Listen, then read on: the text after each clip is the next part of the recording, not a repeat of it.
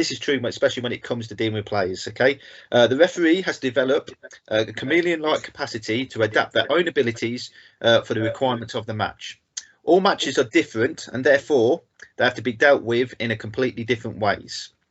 What has to prevail is the pragmatic style of the referee, suitable for the type of match and that particular moment within a match.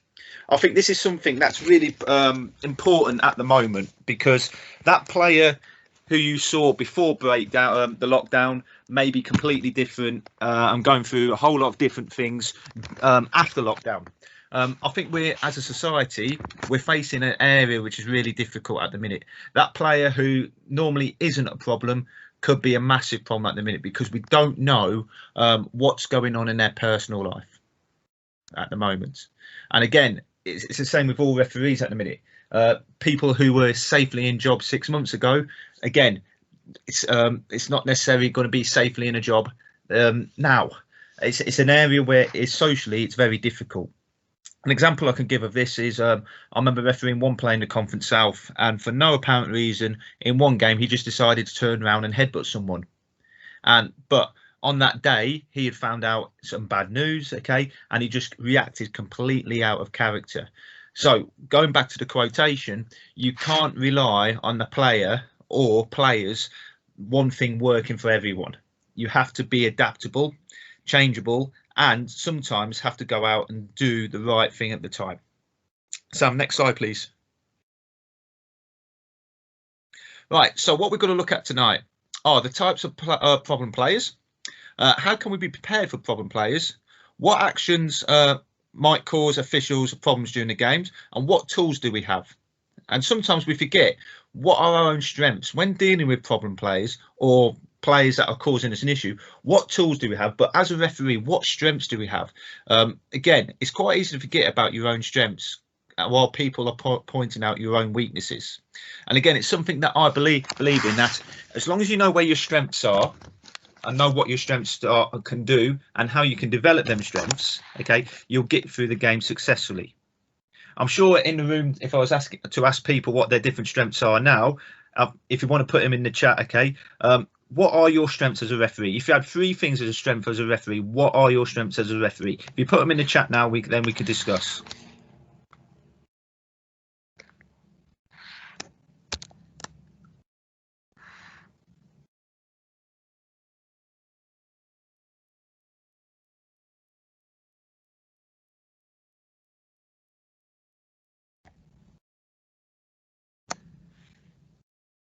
If I don't get any response in the chat, I'm just going to go down the list and pick people.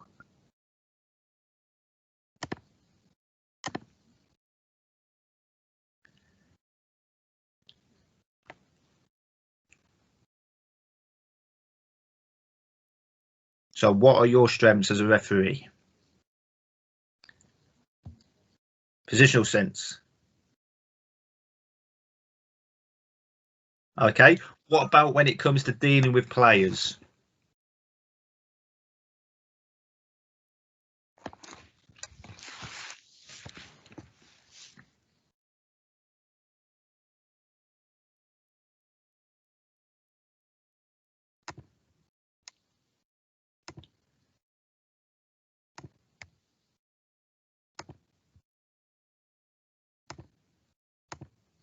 Okay, I like the Dave's answer there. Establishing rapport, compassion. You definitely need compassion at this present moment in time with the way things are going.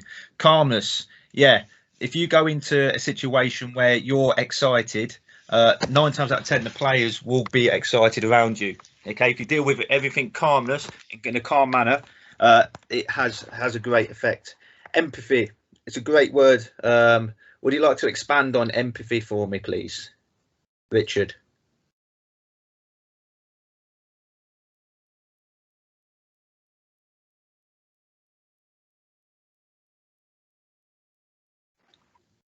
Okay, yeah. Sorry, yeah, no, sorry, Neil. Yes, I guess it's that that feel for the game and that understanding of a guy who's just got fouled is perhaps going to get up and react, and you know the nature of the game. Is it a local derby? What's at stake? All these kind of issues. All this kind of context, I suppose. Yeah. Subtext, all that. Okay, no, I agree with that. Craig, you've talked about try to listen. Okay, would you like to speak up and say how to explain that a little bit more? How can you listen in a game?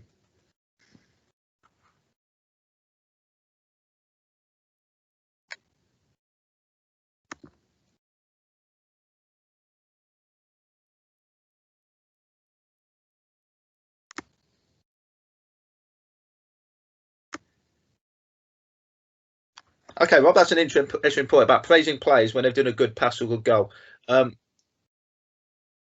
How would you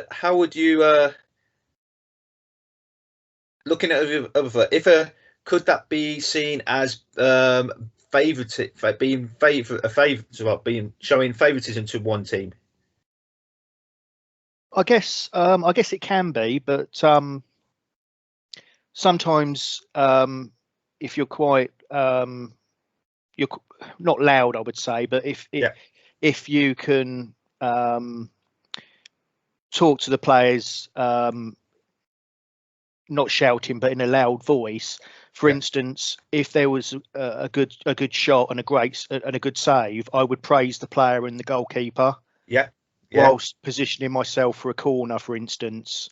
Yeah. I wouldn't. Yeah, I understand that it could be deemed as bias, but I always try and make it that it isn't, if that makes sense. No, so I agree with what you said. I like the way you've said about a good shot, then a good save, because that gives that element of balance. That's right. Yes. Yeah. That gives an element of balance, and again, players like and teams like that element of balance if it can happen in a game of football. Yeah, and I think you do tend to find you do tend to get a little bit more respect when if you praise them now and again. Don't get me wrong, I don't praise it all through the game. Yeah, but, situations like that, for instance, I'll make it known to both teams that I've praised both teams at the same time, so to speak. Yeah, no, I totally understand. I'm going to move on to Ian. Ian said the ability to have a joke. Would you like to explain a little bit more, Ian? Yeah, well, I'm quite experienced and know a lot of people locally. So locally, it works well for me if I can see the funny side of things as well. So if they come back with a quote about, I tend to do it more when I'm running the line actually. So the benches will have a joke about something, and you just try and turn it into a joke with them as well. Yeah. Like something funny happens on the pitch, you can win them over that way. Oh no, I totally agree with what you're saying. And again, it's about fitting that joke in at the right time. It's no good having that laugh and a joke after you've sent the player off for that sort of like 5-10 minutes after, because again, you're just using that time wisely with a player, especially a difficult player, so you can show that you're almost human. Sam, if we could move on to the next slide.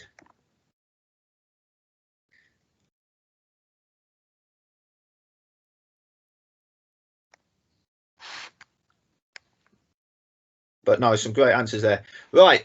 The first task I'm going to ask you to think about is what type of player might cause you an issue in a match or risk your match control, but you're only allowed to describe them in one word. Okay. You have 3 minutes from when the clock starts to come up with that, and fire them into the chat bar, and we'll go from there. Sam, I'm happy to start with 3 minutes when you're ready, mate.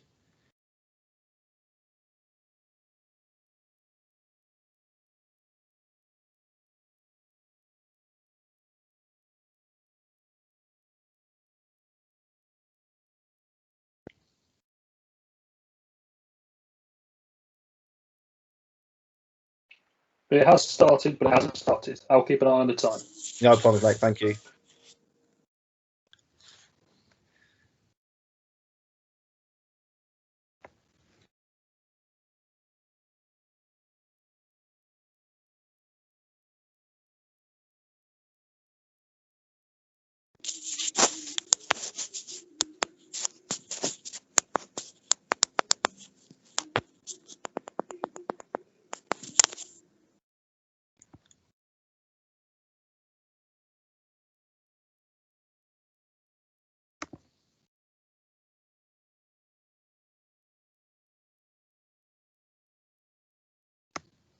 So we're getting some answers coming in. Remember, you can only describe them in one word.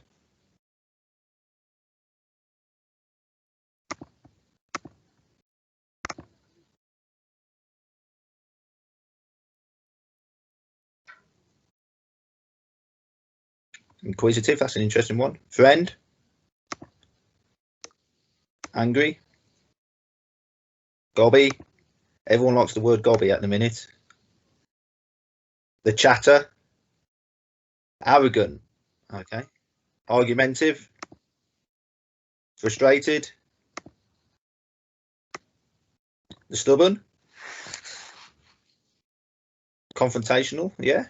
Yeah.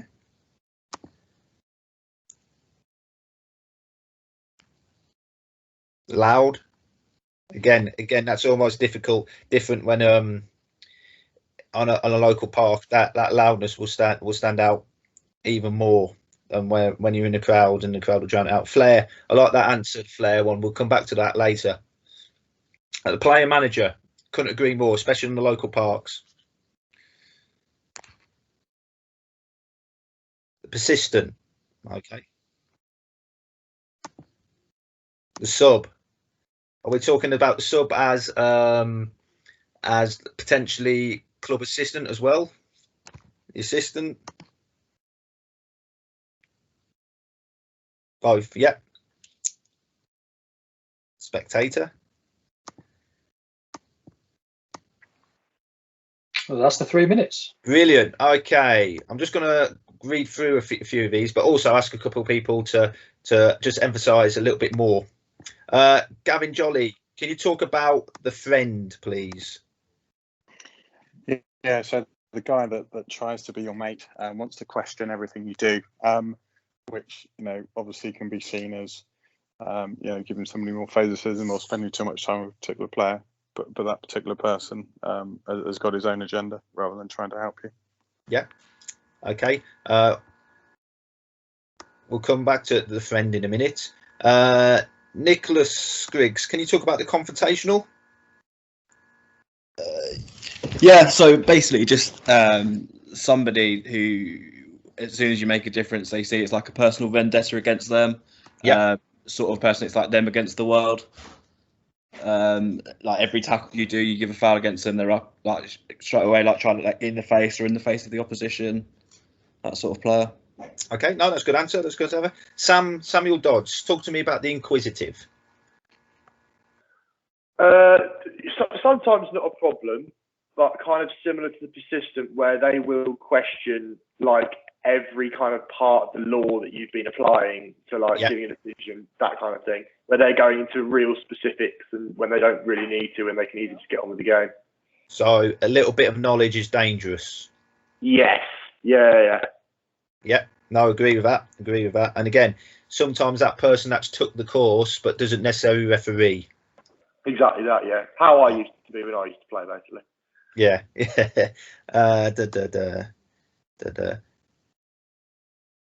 Let's have a look. Dave Gill, the argumentative.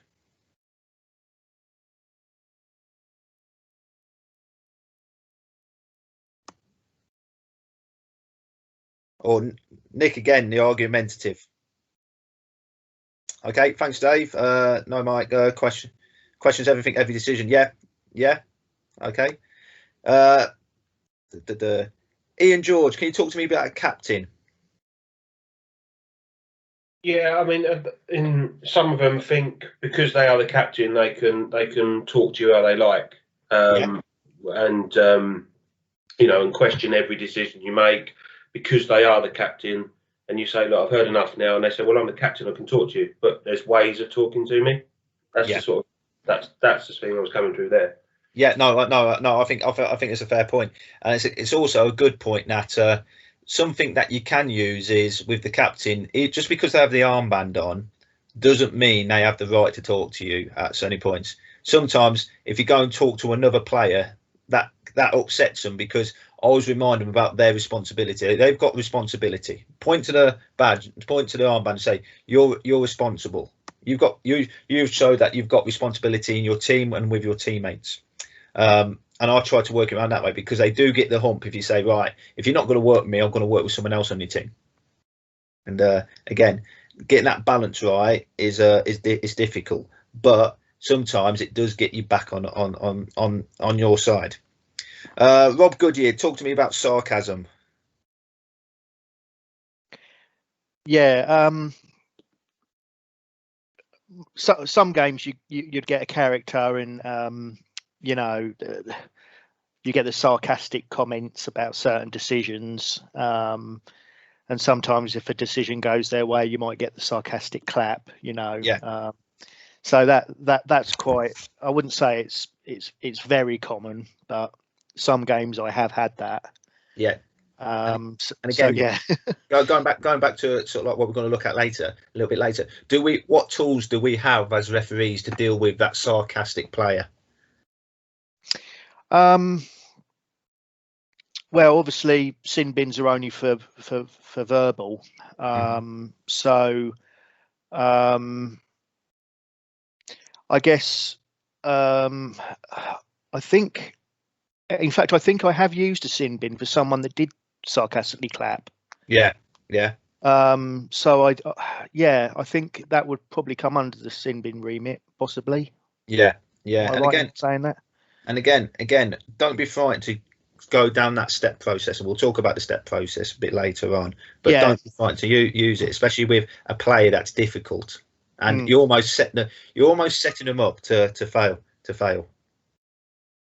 Yeah, you're almost setting them up, but don't be frightened to use that. Okay, especially when it's a difficult player.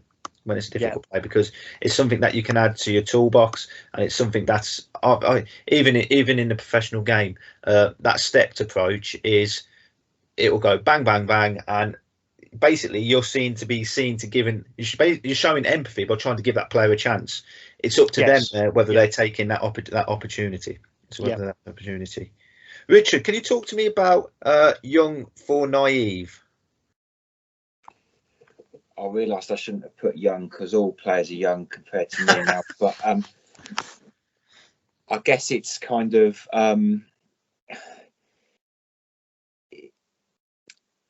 it might be somebody who has just come into the team, or maybe a less experienced member of the team who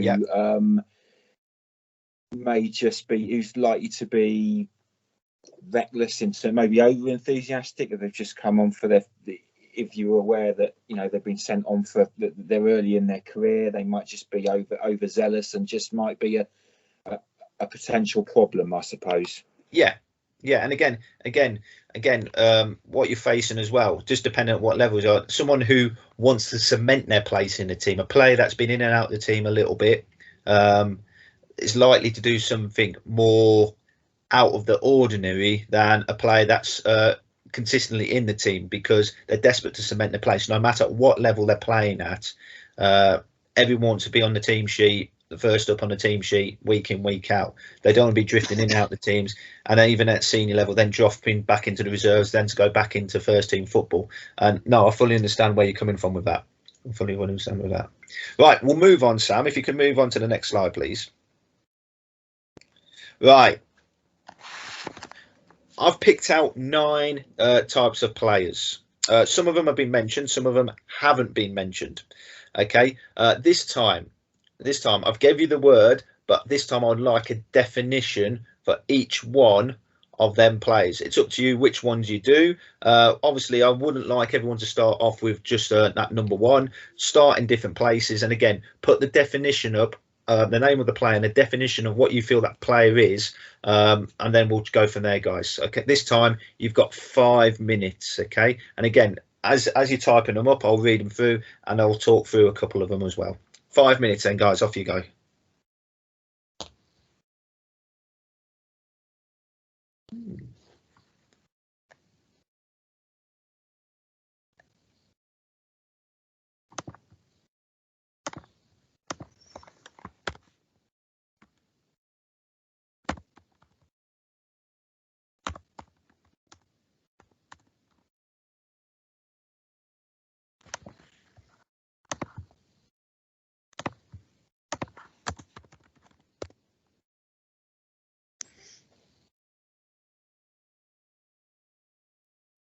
Yes, Dave.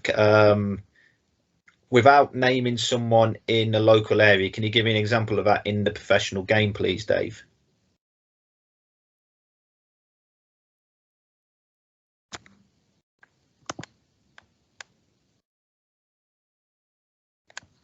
Again, Sam, can you give me an example in the professional game? Yep, Chopper Harris.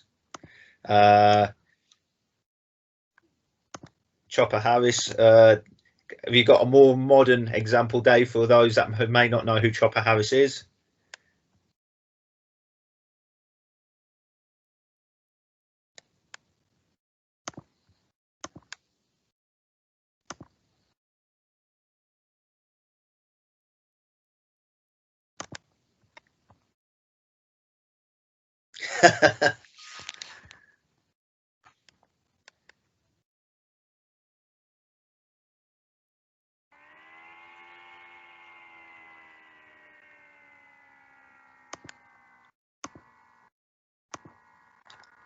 Yeah, sneaky.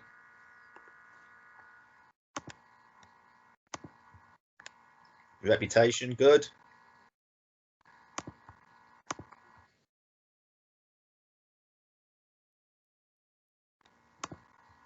Good. We're getting some good answers coming up here.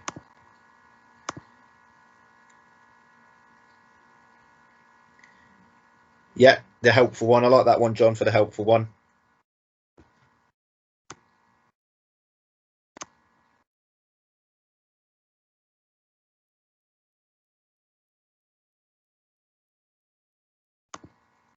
Yes, Matt. He always gets there as quick as he can for the challenge.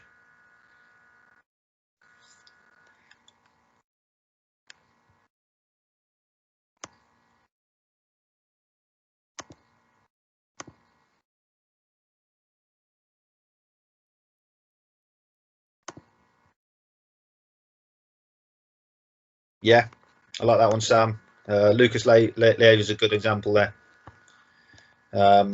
Again, if we get into that stage, are we aware of his persistence in a game of football? Because I can guarantee someone will be counting.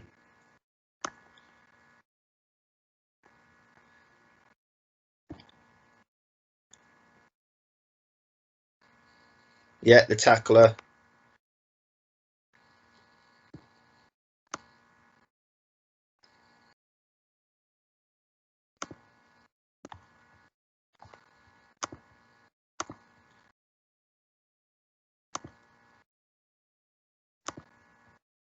Captain, the loudest and knows the most insults.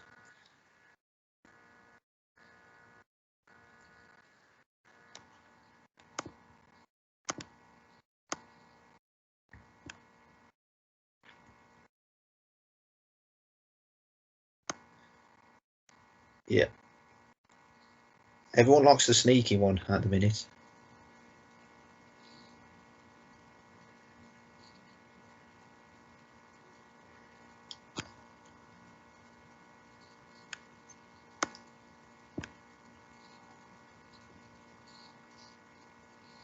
Some good ones for the old friend as well. I'm seeing here.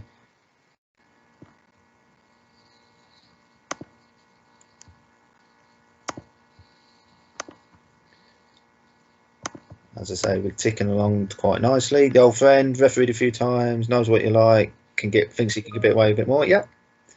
Heavyweight, similar to the tackler, not limited in just tackles. Morelos is a good example for reputation.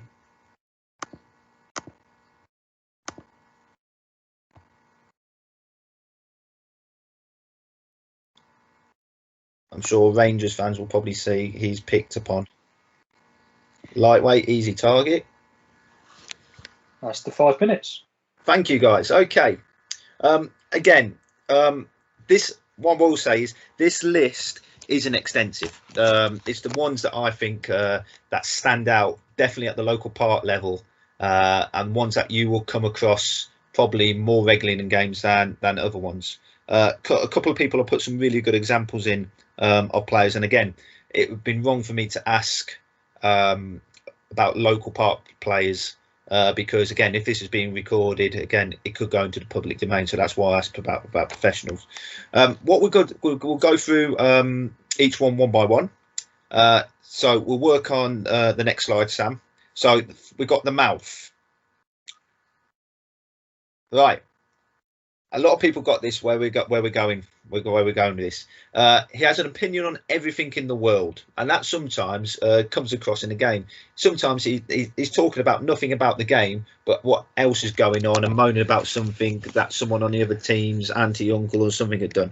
And he tends to do this through the whole game unless he is stopped. And again, the way to deal with the mouth, okay, is deal with it in the stepped approach. Can you deal with it with the public warning? Can you deal with it with a captain present? And at some point, if they just carry on, the caution will happen. Okay, and then after the caution, believe it or not, they disappear off our radar. But again, is how can we set that player up so we are aware that he is a problem, but no one's surprised when the caution is produced. That's the little bit of that's the skill of being a good referee. Okay, so if you use that stepped approach with the quiet word, the more public word, the word with the captain, and then the caution comes out, no one can argue. Whereas if you just rants and raves sort of thing once and then the yellow card comes out, okay, have we set that player enough up for that caution? Okay, next one please, Sam. The tackler. A lot of people got this one. So the tackler, let's have a look at a quick definition. The player who dives into every tackle which poses a problem for the referee. This becomes a problem when he's diving into tackles and we don't take the correct action. Okay, a tackler will be competitive throughout the game, and again, if you can manage him with a stepped approach, that's the best way with dealing with this sort of player. But sometimes that player will overstep a certain step in the stepped approach, and you just have to go straight for the disciplinary action. Okay, these become, as I said at the start, these become a problem when players perceive that this player should be cautioned and we take no action, full stop, or the incorrect discipline action. Is that clear on that one? Is everyone happy with what I'm saying on that one? Because I know sometimes that has caused me problems, and then other players have seen to seek their own personal retribution, okay, by not creating that stepped action. Okay, Sam, the next one, the helpful one. Right, the helpful one. This is a difficult one to work out. You've got to work out with this player is, are they being helpful, or are they trying to work you around in a game of football? Okay, the player that welcomes you to the ground as a long lost friend and insists that you are his favourite referee.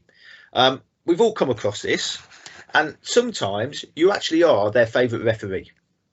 And again, it's working out in a game situation. Is this person a nice guy, or is this person being a little bit sneaky and a little bit snide with his comments, where he'll start off with, you're my favourite referee, and then the first decision goes against his team and he says, oh, you're not set that high standard like you had last time.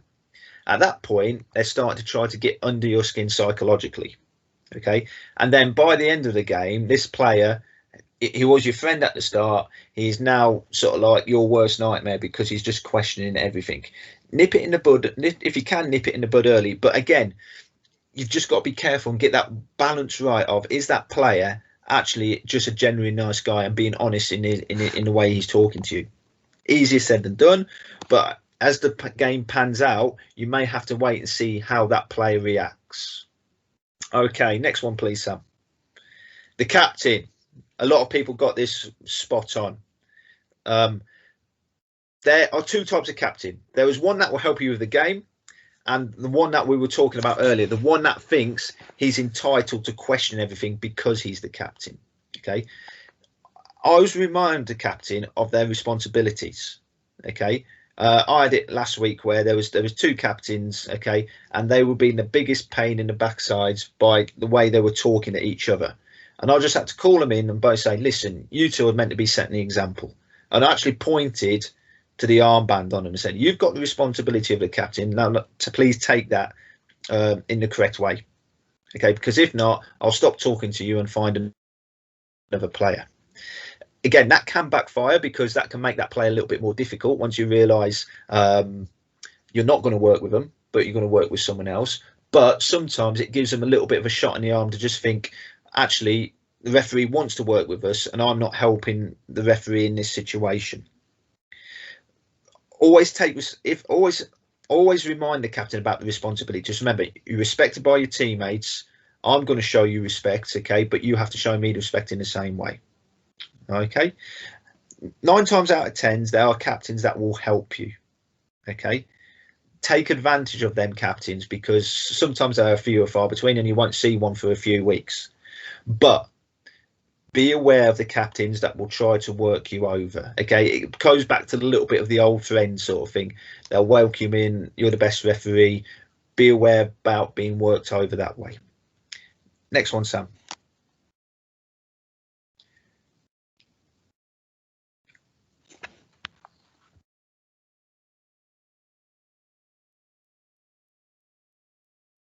The old friend. Right. Okay. A lot of people went down a different route to what I went with. This one, this is a player returning to the old club. Okay. How does that player react? Okay, with certain players. Did they leave underneath a cloud? Did they? Were they a problem at their old club? Is that player not happy because that player who took his place in the team is playing against him today? Okay. It's one of them where it's about doing your homework. Okay, has there been a change of players? This tends to happen sort of like definitely at local level where a manager would leave a team but then take 7 or 8 players to that new team with him. Okay, it's something that's commonly seen. It's commonly seen. We still see it in the professional game where certain managers will take certain staff or even players to the clubs wherever they go. Right, but are we aware of that situation before we've got to the game? Okay, do we have that information ready? Okay, have we done our research on the game? And again, I'll come to later about doing a little bit of research. Okay, it just takes 5-10 minutes to find out a little things because each club now will have a website or a Twitter account where you can follow what's happened in the last few games. Okay, and again, I'm not an advocate of using social media, but when it comes to doing research, sometimes social media can be a benefit to us because you will pick up things and you'll pick up vibes. So again, a player leaving a club and then returning to a club very quickly or returning to the club for the first time, it's worth just knowing, well, if them things are happening. Cheers, Sam. Thank you.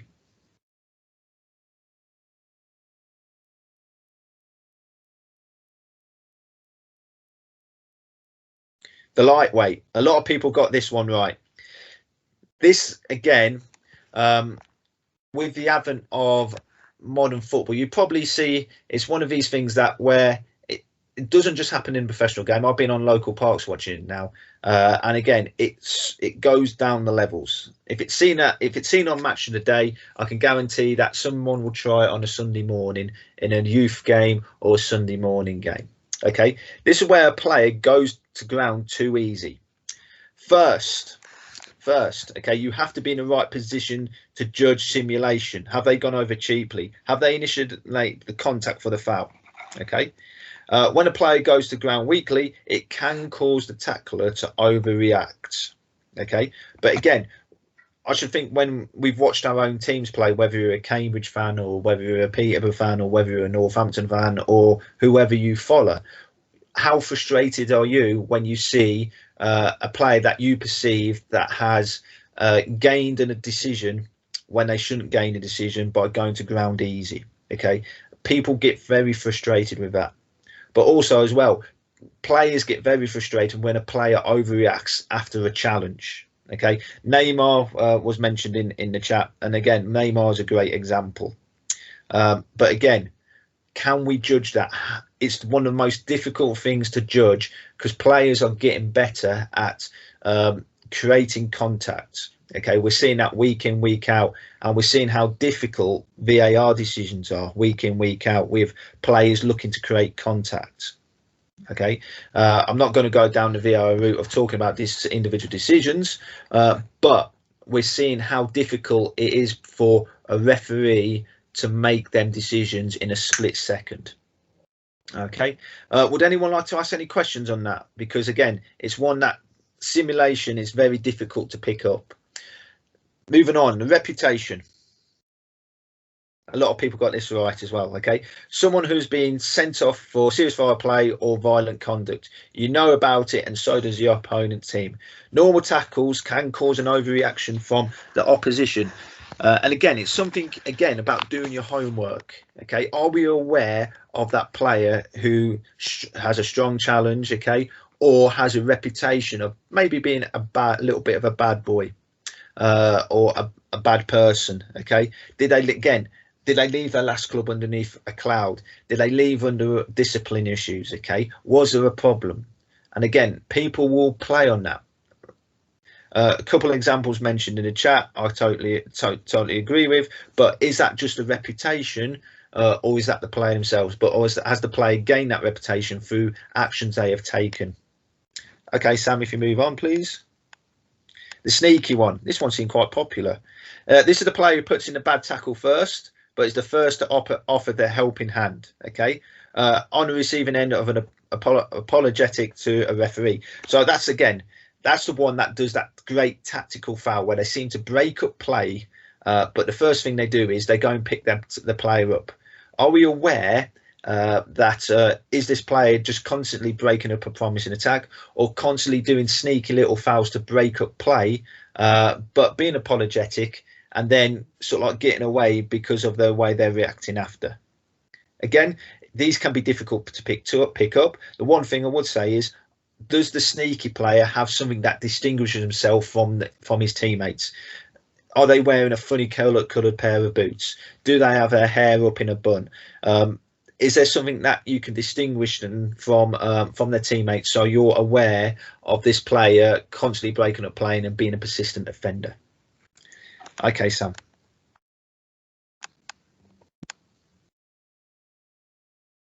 The heavyweight. The heavyweight presents a referee with a different type of challenge in the terms of managing occasion when a slow, clumsome player generally attempts to play the ball. Okay, these are challenges which can look worse, okay, than what they are.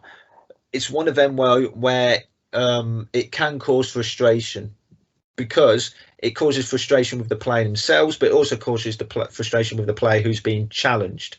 Again, sometimes the player will foul unintentionally. And what I mean by that is they're just very clumsy and clumsome in the way they go about their game. Okay, but they do that week in, week out. Okay, again, what you have to be aware of is this player then becoming a persistent offender, and we're aware of that persistent offending rather than that one big strong challenge. And again, the heavyweight could be the opposite, where that they are likely to put in a nice to see you tackle at some point in the game, and it's a case of just waiting for that challenge to come in. Okay, or can you be preventative with that player to avoid that challenge? Okay, what have we done to stop them measures? Cheers, Sam. Thank you.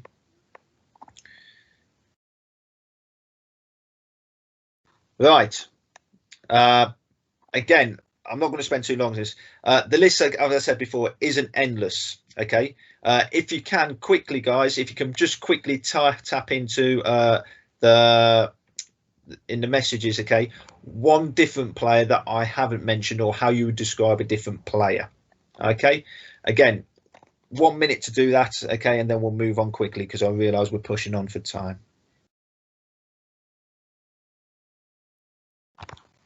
The ex-referee. Yeah.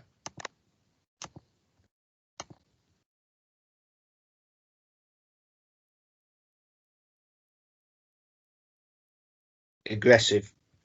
Just go to, or Mr. Angry. Yeah, the player that just for whatever reason just goes on for being Mr. Angry. The fair player, the showboating player. Again, hopefully the clip will show in a minute about the flair player. That's the one that came to my head straight away, the flair player. When is the flair player likely to raise his head? That's a question of it. I'm also a referee. We've heard that comment all the time from a few players. I can guarantee they're also a referee, but have yet to referee a game, or they have just done the course, or did the course and had no intention of refereeing.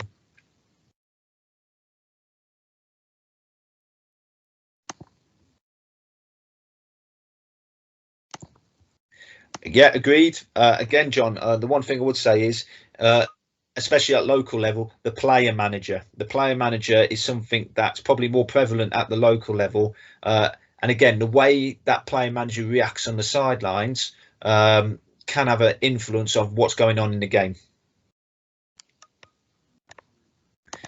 Yeah, we've all come across the player that's better than the level. Okay. Again, the player that drops down a level as well, the experienced player, that's difficult. Yeah, when they've been fouled or perceived to be fouled, a fair player might draw attention. Okay. Someone mentioned about the showboating player. Again, this tends to happen a little bit more probably at local level, where a team, especially in a cup game or a one-sided league game, okay, just decides to beat the player for fun. And again, that can cause frustration in a team that they're playing against. A player takes a pass on him, beats the player, and then fouls it. Yeah, again, what we've seen there is that frustration from the flair player. Okay, Sam, if you could move on, please. Hopefully the clip will work, but this is an example of the showboating player or the flair player.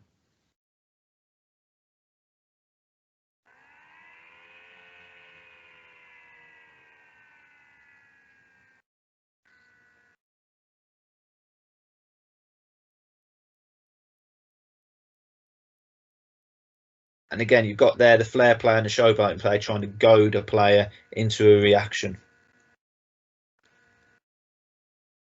Again, rainbow flick, trying to goad a player into a reaction. So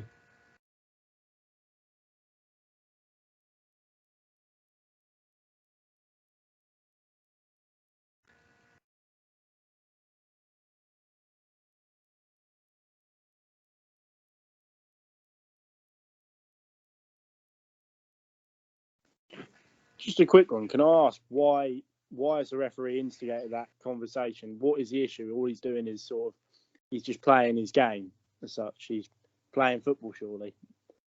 Okay. It comes to a point now. That's not playing a game. That's tried to humiliate a player. That's trying to embarrass a player. And again, the next thing you're going to have is what that player defender does really well is he doesn't react to that player in the way that player's playing the game. What the referee is trying to do, he's trying to be proactive to stop that player goading another player and stop that heavy challenge coming in. And then you'll have a worse problem. Would you like to fire back at me, Adam, on that one? Not really, but at the same time, when I've seen this clip many a time, and I can't get my head around it. Like, if he wants to do a rainbow flick and somewhat humiliate the player, then surely that's not the referee's. I know it could probably instigate a worse challenge, but surely that's not the referee to get involved. If the player makes a challenge for another player doing a skill, then surely that can happen anyway. I just didn't really understand it when I first saw it. Like, it's been out for a while, obviously. Yeah. Okay, we've got yeah. It's that proactive refereeing, Adam, isn't it, where we're trying to avoid escalation situations. I agree, but obviously it hasn't really gone very well for him. Well, arguably it hasn't gone very well for him. Now Neymar's on a card he hasn't taken it well to being spoken about the doing the skills, and I don't know. I just find it difficult to sort of understand that he's doing skill moves, which is part of the game and happens anywhere on the pitch. But if the player wants to make a challenge, then that's down on the player, surely. Okay, we've got a hand up. Okay, with the. Sorry, that was me. Yep. I was going to say you could kind of compare it to making a player like Neymar making a derogatory gesture at an opponent, which might not be something that's worthy of a yellow card in its, or it might not be an offensive gesture, but it's something that's going to wind the opponent up. Yeah. And you would try to step in and deal with that before it became something more. And maybe you've just got Neymar doing it here with the ball as opposed to in some other way. Yeah. Yeah, and again, if you look at the score, if you look what Paris Saint-Germain are 1-0 up against Montpellier. Montpellier are already down to 10 men. And again, it's one of these where is Neymar trying to deliberately goad a player into doing something so they're down to 9 men. It's one of these where, again, you quite often see it when a team in a cup game is winning easy, and it's just a case of reminding that player of the responsibility, or getting hold of the captain, just remind him, say, listen, keep playing your normal football. Matthew, what you were going to say? I was just going to ask, with regards to the actual caution, does anyone actually know for sure whether the caution was for him trying to instigate something and trying to get a retaliation out of the defender, or was it maybe the way he's retaliated to the referee? Maybe the referee's gone over and spoke to him and he's retaliated in a way that the referee deems unsuitable to speak to him. I think the referee in that incident has cautioned the player for dissent. Yeah. For dissent. Because he's probably gone in a way and said, what do you think you're doing, and things like that. You can even tell by his own player's reaction that he's talking him into trouble. Yeah. Okay. And again, there's not a reaction from the other Paris Saint-Germain player about the caution, is there? There's very limited reaction to the caution, because it's almost like they're expecting it after the way he's reacted. Yeah. Okay. And again, what would you rather deal with? Would you rather deal with a player who could cause a problem and deal with it there, or would you rather deal with the fallout, which could be serious foul play and a player carted off to hospital? I'd rather have dealt with what the referee's done. To be fair, I'd probably have looked at it the same way. Yeah. And again, the flair plays can be a difficult one to manage, especially when he's not deliberately taking anyone on to he's not sort of like tried to round the play. He's deliberately tried to humiliate players there. Yeah. And again, it tends to happen in cup games, especially on the local parks, when it's 8 or 9-0. Do you know what I mean? And the ball goes to the corner flag, and then they try to do something which is outrageous and outlandish. And again, it takes the referee to be proactive, to go in to deal with that, and just say, get hold of the captain, say, listen, keep playing your normal football, get hold of him, otherwise he might cause us a problem here, and see if the captain can get responsibility. But again, that player that we're looking at there, would the captain have any influence? Probably not. Right. Has anyone got any more questions about that?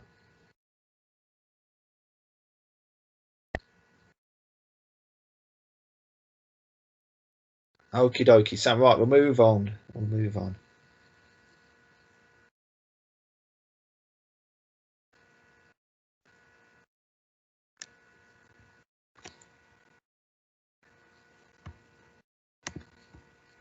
Right, just to give you a quick example, preparation for a game. This is just something I brought up off the websites, really. Again, this is just quickly looking at a UCL, the discipline on the UCL. Again, you can very quickly find out which players might cause you problems, okay, by just looking at quickly which players, how many appearances have had, how many cautions have had. If you look at Marcio down the bottom, who's played for Peterborough Northern Star, appearances 6, 3 cautions. So he's averaging a caution every second game, all right, which is quite high. There'll be some players that average a caution every 3-4 games, okay, but they seem to have played more. But again, are we aware and are we prepared for that? Okay, if the case is, and are we doing that? Just a little bit of quick research, 10 minutes, that's all it takes. Which players could cause us a problem today? Are we aware of that player? I'm not saying going with the idea of the reputation. Okay, what I'm saying is, have we done our homework? Are we aware of a player that may cause us a problem? The way sometimes I've approached it is, I go to that player and say, let's prove them other referees wrong. Sometimes that works. Okay, so you're showing that empathy. Okay, you're showing that empathy in a way you're going to try to deal with the game and manage the game. But again, are we aware of the players that may cause us problems before we get out on the pitch? Okay, Sam, thank you. And again, I'm not going to teach you to suck eggs here. This is something that we should all be aware of. Okay, obviously, you've got the sin bin at local levels, but the stepped approach. So if we go to the quiet word first, this is something that we all do in a game where we just quickly have a quiet word with a player. Sometimes people don't even notice that we've taken that quiet word with the player. Okay, you can do it at sort of like just as the ball's in play or just as the ball's out of play. Again, it's up to you. Can you get that quiet word in quickly as the game's in progress? Next one. The public word, okay, and the use of the captain. Again, I'm not going to teach you to suck eggs here, okay? If you're having a word with the player, you're making that public word and use of the captain, you're making it really public that that player is in last chance saloon, okay, before the discipline process will take place, okay? And again, if it's for something like dissent or persistent, okay, can you set that player up so when that yellow card is produced, it's not a surprise to anyone in the team, okay? Sometimes if it comes as a surprise and it's for something like dissent or persistent fouling, if it comes as a surprise, have we correctly set that player up, okay, so people are aware. The caution, sometimes we have to outmiss a couple of steps and just go straight to the caution. If you deem it to be a caution or the incident to take place as a caution with that problem player, don't be frightened to use it, and don't be frightened to go to should that player cause a major problem, okay, in dealing with the most senior offence, which is a sending off, okay. The one thing I would say when you go back to a second caution is, again, the second caution, some people say if that was a first caution, sometimes the next challenge goes in, they say potentially that if he hadn't been cautioned, he would have been cautioned. But for the second caution, is it enough for that second caution to be a red? Okay, again, I'm happy to be shut down by that, okay, because you want the second caution really so clear cut that you're saying the player's left and you know where to go. Is that clear on that one? Because the second caution sometimes does you want it so clear cut that everyone's expecting it. Sam, moving on.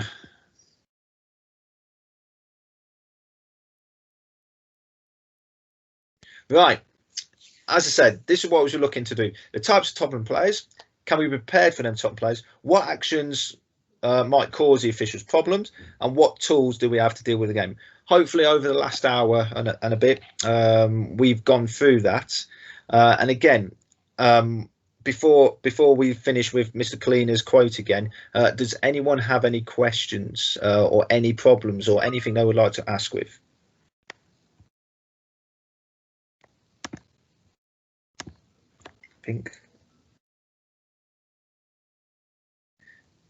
Right, managers.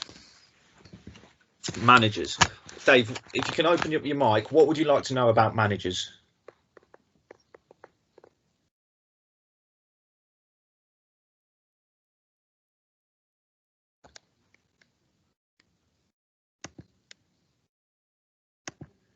What to talk about? Yeah, with regards to managers and volunteers, can you hear me okay? Yeah. One of the issues I have is the constant commentary on your referee performance by managers, which can be sarcastic or, that's not a penalty. You're having a nightmare. Okay. And you can hear it from the sidelines, and sometimes I confront it, which makes the situation worse, and sometimes I ignore it and it seems to go away, but I always feel like I've taken the wrong decision, Yeah.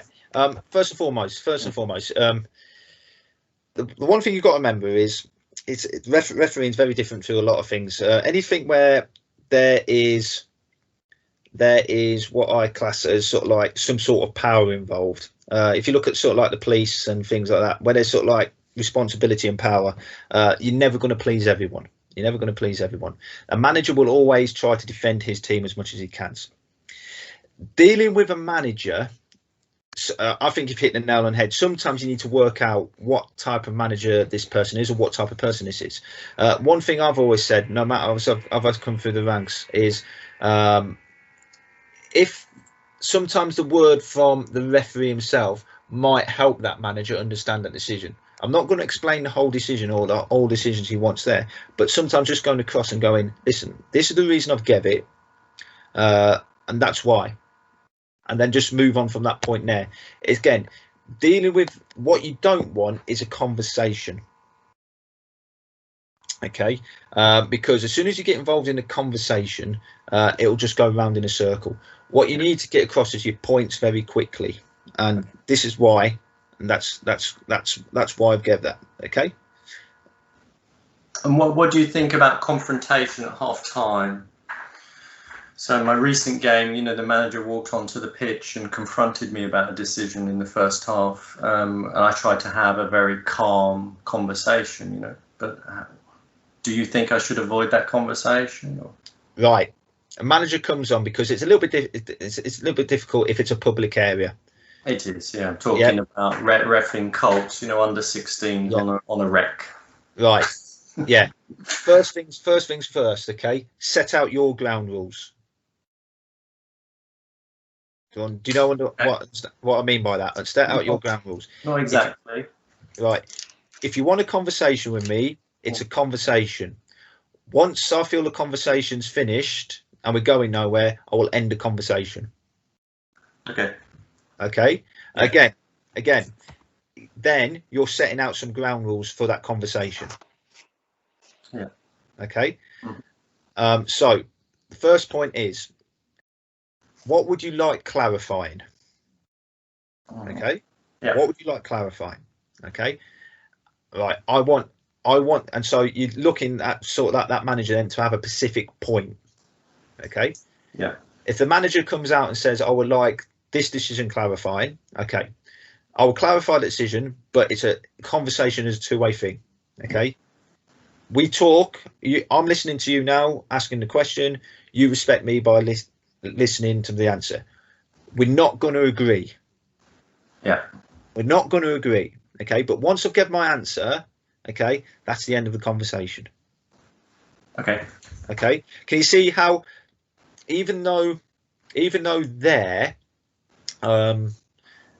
you're letting the manager have his question, you're still controlling that situation. Yeah. Got it.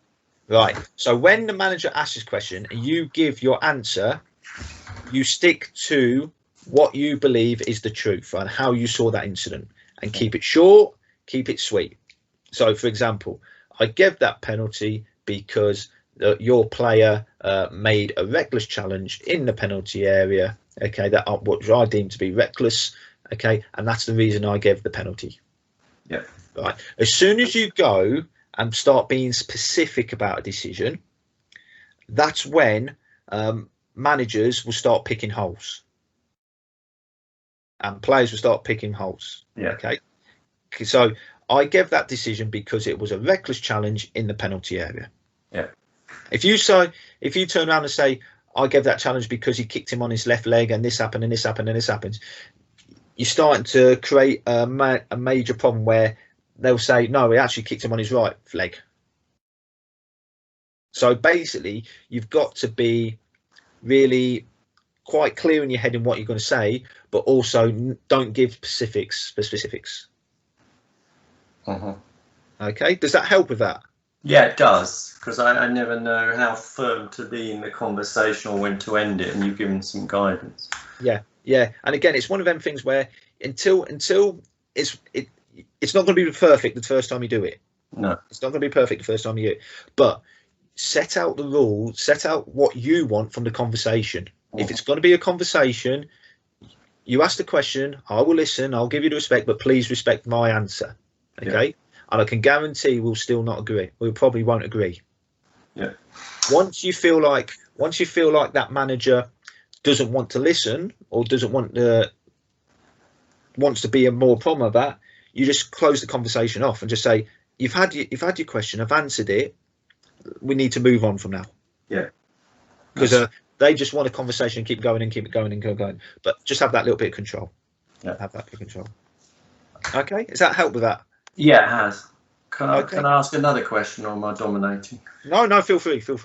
I have a lot of issue with assistant volunteer referees, you know, that are either parents or an assistant coach. One of the problems is constant coaching of the defence. Yep. And the other thing is shouting offside and having an argument with me about offside or while the play is in play. Okay. The first question. It seems that's probably more common.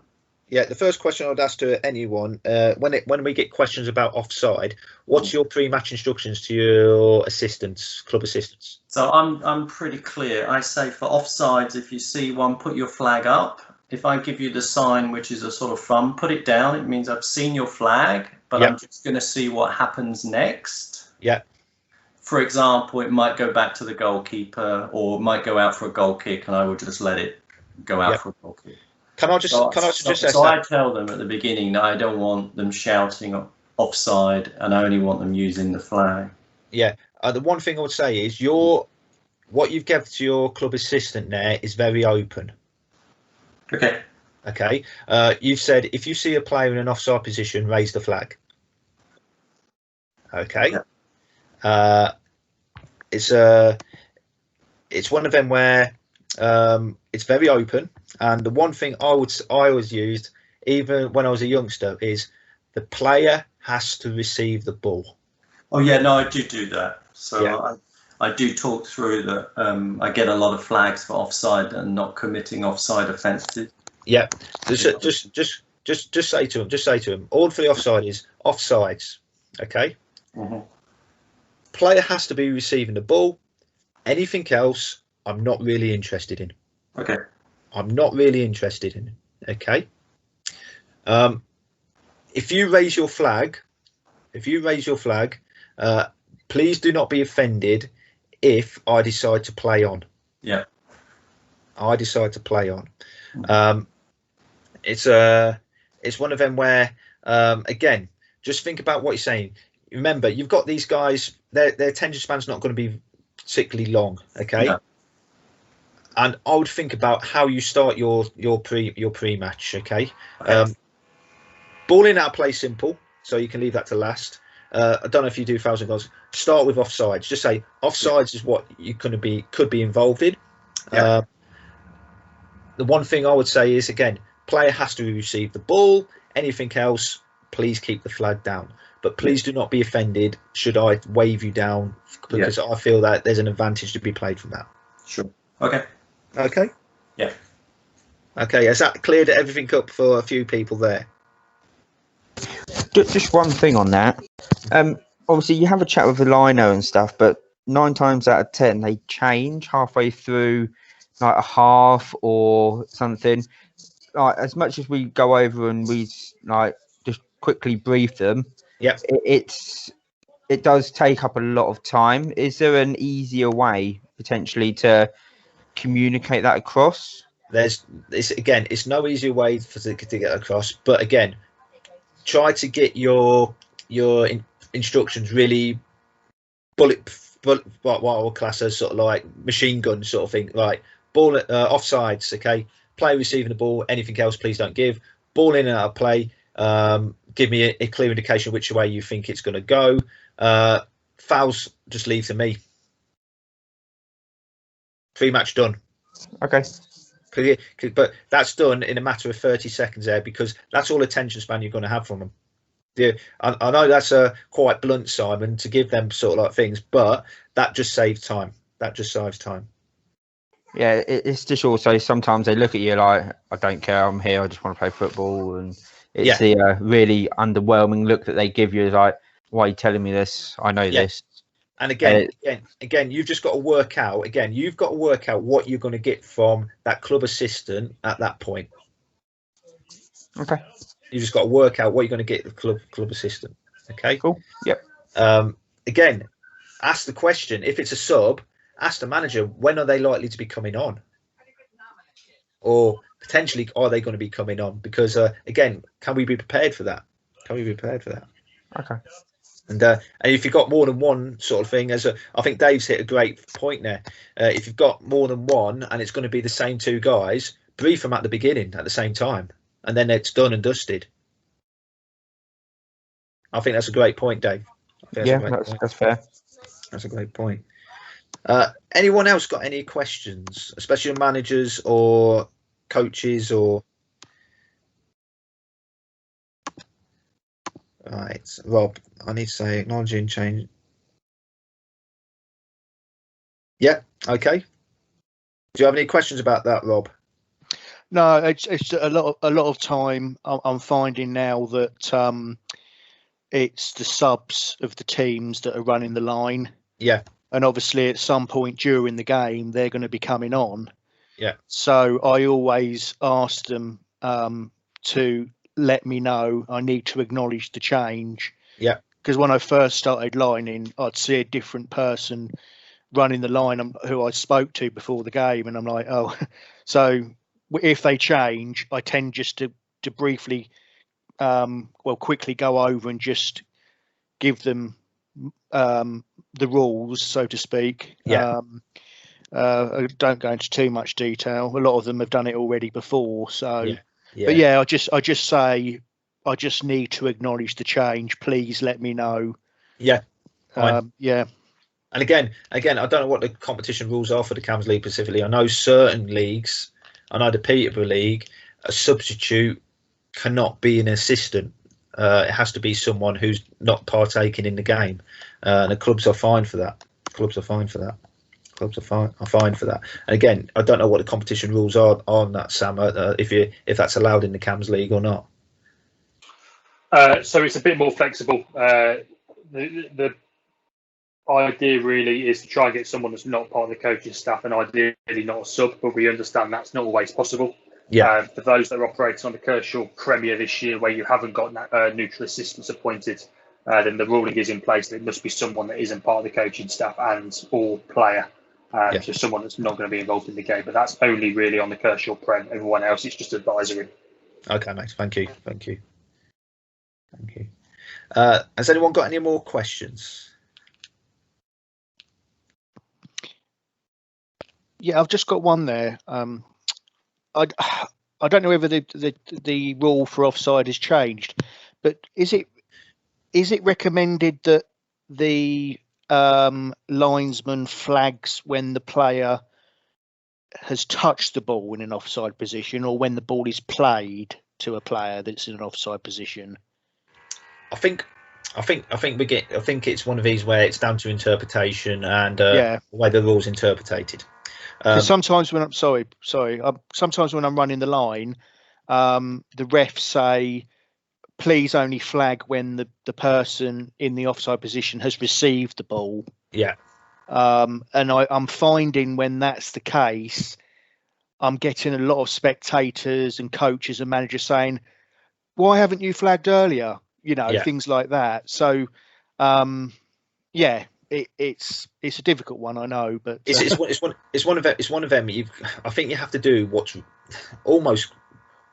what does football expect, and that's not get out of jail card, because I think there was an example in the Premier League game where the goalkeeper went off injured, didn't he? Or because there was a late flag, or a goalkeeper got injured in a professional game this week because there was a late flag. Okay. Right. It was in a conference National League game where similar incidents happened. Centre forwards chased down the goalkeeper, collided with the goalkeeper, and then the assistants raised his flag for offside. If it's one of them situations, get your flag up early to stop that collision. Because what you don't want, what does football expect in that? Football expects the flag to go up early, because the only way they're going to stop each other is by seeing the flag, but also that potential collision between centre forward and goalkeeper could lead to other issues. Okay. I always put that proviso in with my team talk is, if it's a centre forward and a goalkeeper going to collide each other, I'd have the flag up every day of the week. Yeah. Okay. And hopefully that's made a bit of sense to you as well, Rob. Yeah. Thanks. I think just to add on to that as well, Neil, it's one of those situations where, other than those situations, try and delay it for as long as possible, because you never know, that player might realise they're in an offside position, stop still, and someone else run through.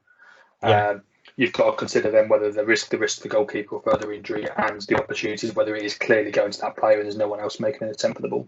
Yeah, agreed. And Dave, it's again, VAR with it the way it is.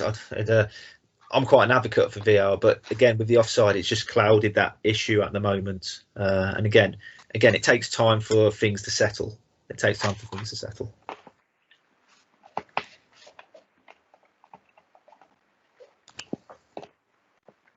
Okay. Again, I'm just going to finish off in the quote we started. There's no right or wrong way in how to deal with plays. Okay, and as I mentioned before, there's lots of people out there that are facing different situations and different scenarios in their own personal life and work life. And again, that player that you may have got along with before the lockdown second time, or even the first time, might be a completely different character. Okay, so there's no right or wrong way, but we have to be adaptable so we can deal with that player or that situation, because certain situations in life will spill onto the football pitch at some point. And again, that's just the way life is at the moment. But we have to have that style, a different style, and maybe even adapt your style. All the best referees are able to adapt. Okay, and again, you might have to adapt over the next few games or when you get back refereeing. Thank you for listening tonight. Hopefully you found that informative. Again, if you need to ask any questions over the next sort of like 10-20 minutes, I'll be hanging around sort of thing, so you can ask me in the chat box. But no, thank you for listening. Hope you've enjoyed that. I hope you have a successful end to the season. Thank you very much, Neil, for that. Hopefully everyone took something really useful out of that. It was a really good session that gave people will give you all something to think about, to work on, and try and identify those areas in your game where you can take on board the guidance that Neil said.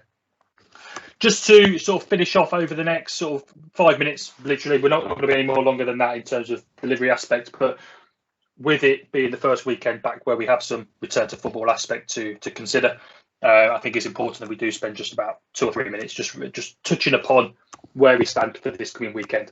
So in terms of our referee guidance, there's been absolutely no change to what we were doing pre-lockdown 2.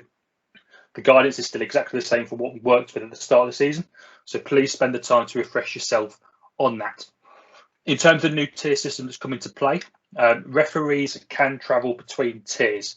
So if you are appointed to a game within a tier 3 zone, you are able to travel and complete that game. Or if you are moving into a tier 3 zone and travelling into tier 2 or 2-1, you can complete with that. Plays below the National League system, so we're looking here at Kershaw County League and below. In adult football, they cannot travel in or out of tier 3. So if you've been appointed to any fixtures that involve a tier 3 team versus a tier 2 team, then that will be postponed and you'll be reappointed in due course. For those of you in the National League system above, so Thurlow none, then you can have that travelling in and out of tiers. It's classed as work. Players in youth football can, however, travel throughout those tiers as well. So youth football is exempt from the tier system, and they are able to travel between that area. One thing that we've noticed during lockdown 2, from speaking to many different people around the county, clubs, other match officials, or even just spectators, there was quite a few breaches of COVID guidelines from a club's perspective prior to lockdown. If you have any concerns about clubs and them following the guidance, please do report it through the right channels to info@Cambridgeshire FA or through myself. This could be something as small as there's no track and trace information, you're not scanning any QR codes, you're not providing any details prior to the match or when you arrive, or clubs aren't socially distancing. One of the big things we had was clubs were using changing rooms as a group rather than the groups of 6 that they're able to, or as per their risk assessment. If you see teams using the changing rooms as a whole, then please do let us know so that we can work with them to ensure that doesn't take place and potentially put their club at risk, other individuals at risk, and could, in fact, long term cause a second lockdown, worst case scenario, or a third lockdown, worst case scenario, which nobody wants. The return to football guidance and all the information for that was in the newsletter that was released yesterday. If you haven't received that, please drop me an email after this meeting. I'll send it across to you. There's the YouTube video that we did back in August or September that refers back to that. So please do take the time to recap on. For some, it's probably going to be 4 to 6 weeks since you've last refereed. So have a rewatch of that and see see where we stand as we're moving forward. In terms of continued development and where we're going to find ourselves, the ones that we've got coming up, there's a conducting an effective pitch inspection, which was released yesterday on YouTube via our newsletter as well. So that's available for you to go ahead and watch now in your own time. This coming month as well, we'll also be releasing one for the young referees amongst us that are potentially looking at moving into adult football, on how to transition from youth into adult football. In January, we'll be pre-releasing or pre-recording a session around effective body language. In February, we'll be pre-recording a session around serious stopping a promised attack, dogzo, or if it's something else. In March, the pre-recorded session will be around being an effective assistant referee. April, we'll be keeping fit during the summer. And in May, we'll be recognising and dealing with mass confrontation. So all of those sessions there will be pre-recorded sessions going onto our YouTube channel for you to view in your own time. Our aim is to release at least one a month, with some months releasing two, depending on what people want. In terms of our live content coming forward, Return to Football guidance has already happened, as has the laws of the game. Links to those are in the newsletter released yesterday. The session we've done today will be uploaded onto YouTube over the coming days and will be sent over to you and everyone else by Tuesday of next week. We'll have live sessions in February, April and June. So every month we'll be releasing a pre-recorded session. Every other month we will be releasing a live session for you to come into, something similar to this. If you have anything that you wish to be delivered, use our review the weekend form with the final section at the end, or email us to the referee's email account and we can work to put those sessions together. If we get loads and loads of sessions, then we will put more on. The more people want to be delivered, the more sessions we will give you. It's great to see so many of you on the session today. And the more we can get, the more people we get on the meetings, the more worthwhile it is doing and the more likely we are to do them on a more regular basis. The idea is for this to continue throughout the summer as well and into next season. It's a much better way of doing it, we feel, than dragging everyone in from all corners of the county into Histon. Online, you can do it from the comfort of your own home, and not have to worry about getting home from work and coming back out again. So our aim is to continue doing these on a more regular basis. Final thing to touch upon really is the Referee Association and the work that they're doing both county-wise and nationally. I'll let Gav jump in at the end of this as well and give his little sales ploy for you. But for those of you that don't know, the RA is an independent body that supports match officials alongside the FA, both in terms of match day support, whether it be development material, mentoring, any other areas that you got, the RA can do it. The RA nationally have and are doing online CPDs every single month alongside the work that the FA nationally are doing and we are doing. For example, some of the sessions that have been completed so far are from Howard Webb, did a session last month. Apple Howson's done one, who's a championship assistant referee. John Brooks is a championship referee, and Vicky Smith, who's a PGMOL physiologist. I believe I've said that right. There's also a large number of benefits available for you as well as an RA member, including discounts to Ref6, Pure Gym, Red Driving School, and the Hot Point Whirlpool or Indesit kitchen products as well. And Gavin will be able to give you more details on that should you wish to. Costing wise for this, alongside obviously your standard FA referee registration, the RA membership is with a cost. For a full member, it's £16, youth member, £10, referee in their second year is £6, referees in their first year are free, and for this season only, new members are free of charge as well. To join, there is information and guidance for that on page 4 of our most recent newsletter, not email, or just email Gav as well. Gav, is there anything else you wish to add onto that? No, you've covered it really well.